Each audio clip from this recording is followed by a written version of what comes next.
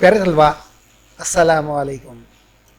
उम्मीद है आप सब खैरियत से होंगे और अपने लर्निंग के जर्नी को कैरी आउट किए हुए होंगे, क्योंकि पढ़ना आपकी सबसे अव्वलीन प्रायोरिटी है और आपके वालिदैन भी इंशाल्लाह आपसे मुतमईन भी होंगे, खुश भी होंगे कि घर में आप उनकी बेहतरीन खिदमत कर रहे होंगे। अल्लाह ताला से ये दुआ है कि वो हम सब को इस वबा से महफूज रखे, ख़ुसूसन हमारे प्यारे, इंतहाई प्यारे, दिलो जान से प्यारे पाकिस्तान को इस वबा से न सिर्फ महफूज रखे बल्कि इसके बुरे असरात से बचाए, इसे तरक्की की राह पे डाले, इसकी मईशत को बेहतर करे और हमारे लोगों को उस नस्बल लाइन पर कायम रहने की तौफीक दे जिसके लिए इस मुल्क को कायम किया गया था। आज का हमारा पर वो चौथा सबक है हमारा कंप्यूटर स्टडीज़ क्लास 8 का, और आज का टॉपिक है कम्युनिकेशन डिवाइसेस। हमारे सिलेबस में जो शामिल दो डिवाइसेस हैं उनमें है डायल अप मॉडेम और नेटवर्क इंटरफेस कार्ड। आइए देखते हैं कि ये क्या चीज़ है, कैसे काम। डायल अप मॉडेम की तरफ बढ़ते हैं। डायल अप मॉडेम क्या होता है? Dial up modem is a device that allows user to connect computers using telephone line to communicate with each other or with other computers over the internet। यानी internet पे जो मौजूद computer हैं उनके साथ हमारे कंप्यूटर को या किसी भी यूज़र के कंप्यूटर को कनेक्ट करने वाली डिवाइस जो है वो डायल अप मॉडेम कहलाती है। Computers process digital data. Computers क्या करते हैं? डिजिटल डेटा यानी जो वो डेटा जो वंस और जीरोस की फॉर्म में होता है उसे ही प्रोसेस करता है कंप्यूटर। एनालॉग डेटा को कंप्यूटर प्रोसेस नहीं कर सकता। लेकिन जब हम टेलीफोन लाइंस यूज करते हैं तो टेलीफोन लाइंस जो होती हैं उनके साथ प्रॉब्लम ये है कि वो डिजिटल डेटा या डिजिटल सिग्नल्स को ट्रांसमिट नहीं कर सकती। उनकी लिमिटेशन ये है कि वो एनालॉग डेटा या एनालॉग सिग्नल्स को ट्रांसमिट करती हैं। एनालॉग सिग्नल्स क्या होते हैं और डिजिटल डेटा क्या होता है, थोड़ी सी तफसील इसकी हम जानते हैं अगली स्लाइड्स में। वो हमें ये बता रही है कि डिजिटल डेटा क्या होता है।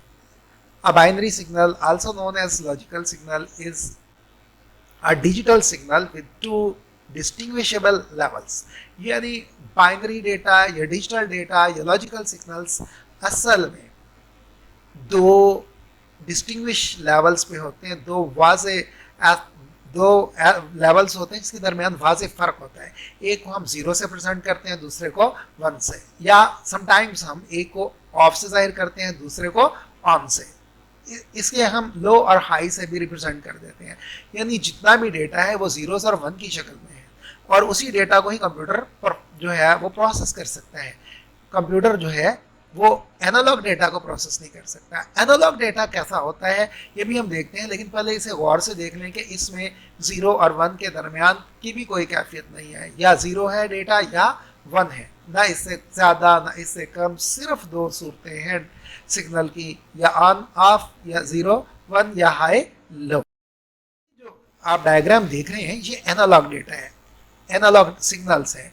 एनालॉग सिग्नल्स जो हैं ये किसी वक्त इसकी कोई भी वैल्यू हो सकती है, ये वेरी करती है।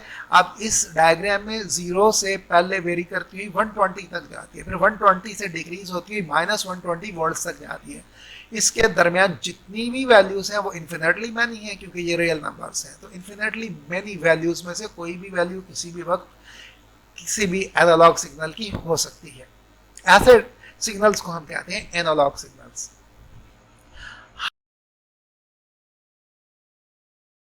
जो है वो एनालॉग सिग्नल को प्रोसेस नहीं कर सकते, और जो टेलीफोन लाइंस हैं वो डिजिटल सिग्नल्स या डिजिटल डेटा को ट्रांसमिट नहीं कर सकती। तो एनालॉग सिग्नल्स को कंप्यूटर प्रोसेस नहीं कर सकते, कंप्यूटर्स को प्रोसेस करते हैं डिजिटल डेटा को, डिजिटल सिग्नल्स को।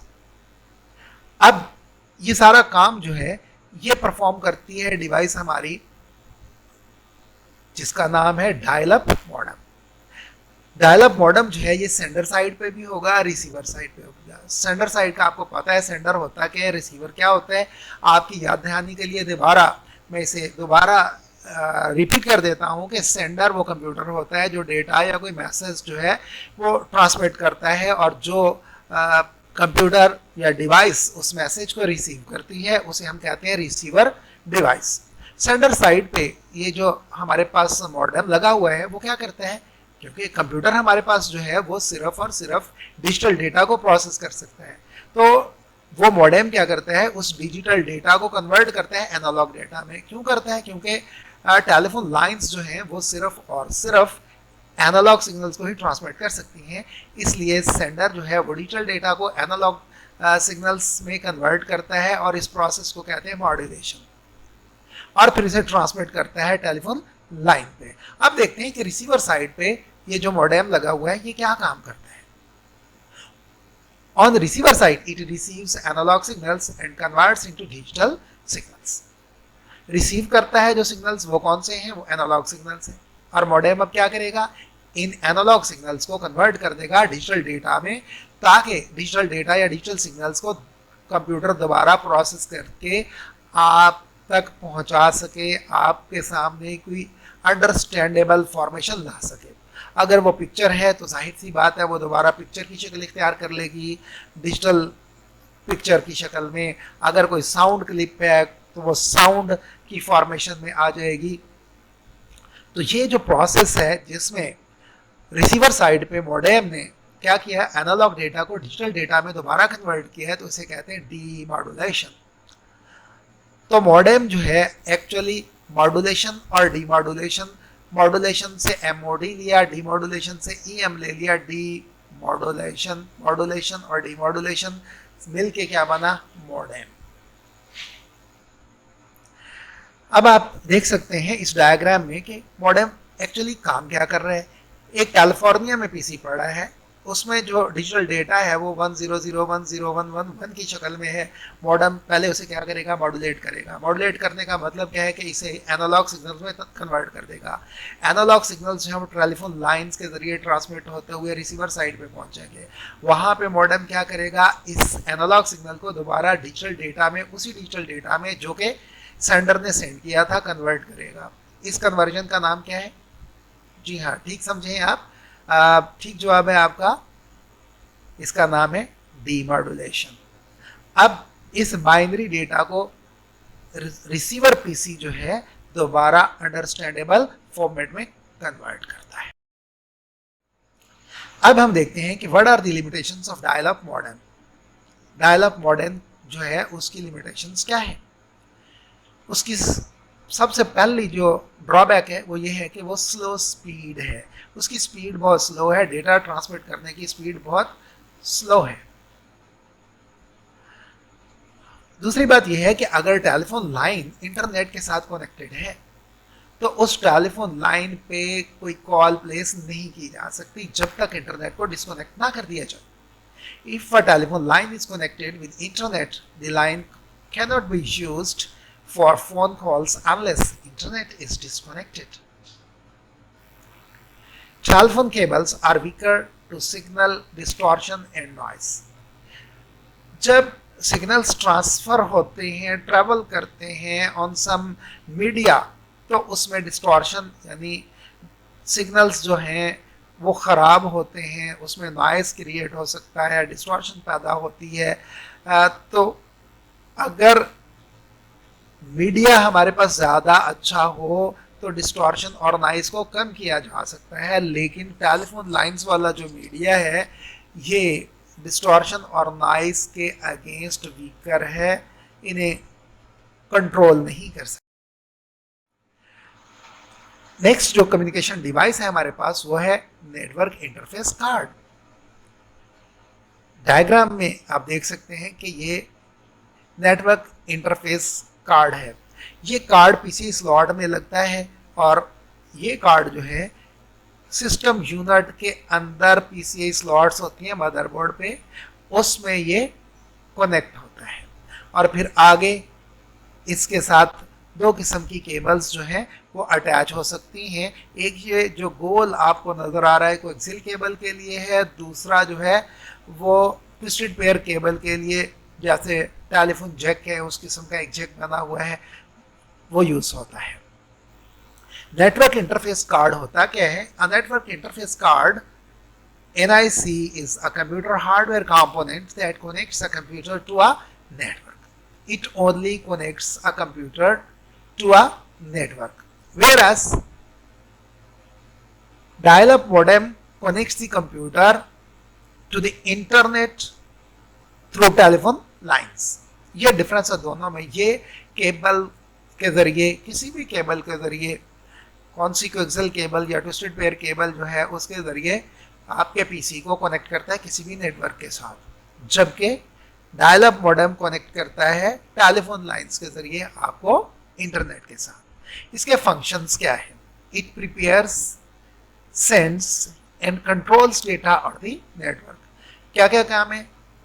डेटा की प्रिपरेशन, डेटा को सेंड करना और डेटा को नेटवर्क पे कंट्रोल करना, ये इसके बेसिक फंक्शंस हैं। इसके अलावा it monitors the flow of data, data जो फ्लो हो रहा है उसको मॉनिटर भी ये।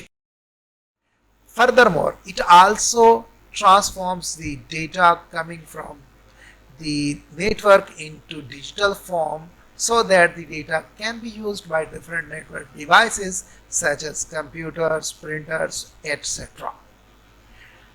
ये डेटा को कमिंग डेटा को ट्रांसफॉर्म करता है किसमें? डिजिटल फॉर्मेट में, ताकि डेटा जो है उससे यूज़ कर सकें डिफरेंट नेटवर्क डिवाइसेस जैसा कि कंप्यूटर्स, प्रिंटर्स एक्स्ट्रा।